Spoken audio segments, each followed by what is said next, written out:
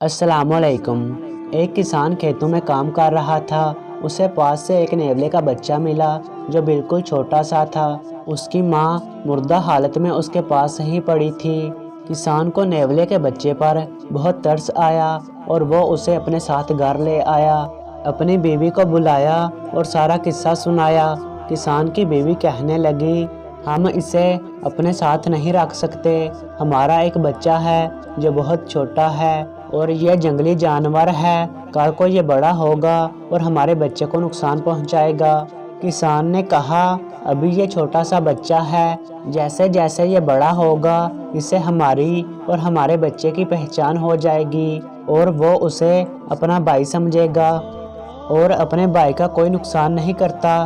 तुम इसे अपने बच्चे की तरह पालना, ये हमें कोई नुकसान नहीं देगा। बस तुम ये समझो कि आज से तुम्हारे 2 बेटे हैं। किसान की बीवी राजी हो गई और नेवले के बच्चे को भी अपने बेटे की तरह पालने लगी। वक्त गुजरता गया, नेवला बड़ा हो गया और उसके दांत भी बड़े हो गए।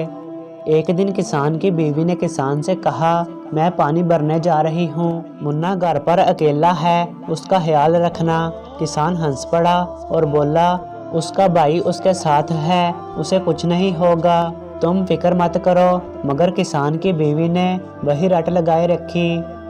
किसान ने कहा, तुम जाओ। उसकी बीवी बाहर चली गई। थोड़ी देर के बाद किसान भी बाहर चला गया। किसान का बेटा और नेवला आपस में खेलने लग गए।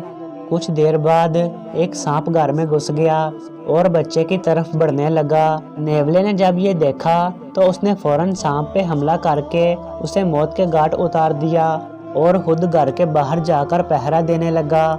इतनी देर में किसान की बीवी वापस घर आई तो उसने नेवले के मुंह पर खून लगा हुआ देखा तो वो चिल्लाने लगी, हाय मेरे बेटे को नेवले ने काट खाया। उसने बगैर सोचे समझे पानी का मटका नेवले के सर पर दे मारा। नेवला मौके पर ही हलाक हो गया।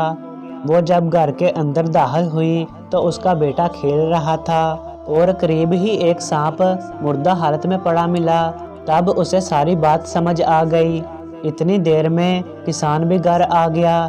जब किसान ने सारा किस्सा सुना तो उसने अपनी बीवी को बहुत बुरा भला कहा और पछताने लगा। किसान ने बीवी से कहा, तुमने जल्दबाजी में एक वफादार खो दिया।